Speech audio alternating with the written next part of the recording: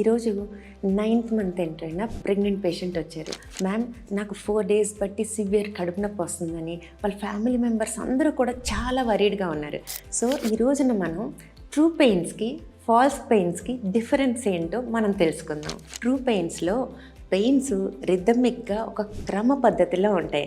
టైంతో పాటు pain intensity కూడా పెరుగుతూ ఉంటుంది. అదే ఫాల్స్ పెయిన్స్కి ఒక క్రమ పద్ధతి ఉండదు.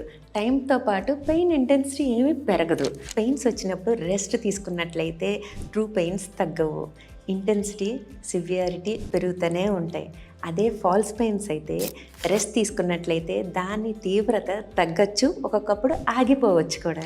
ట్రూ పెయిన్స్ యూజువల్గా నడుం భాగంలో మొదలై పొత్తి కడుపులోకి వస్తుంది. అదే ఫాల్స్ పెయిన్స్ యూజువల్గా పొత్తి కడుపులోనే మొదలవుతాయి. ట్రూ పెయిన్స్లో పెయిన్తో పాటు పొట్ట బిగపెట్టడం అన్నది ఒక క్రమ పద్ధతిలో జరుగుతుంది.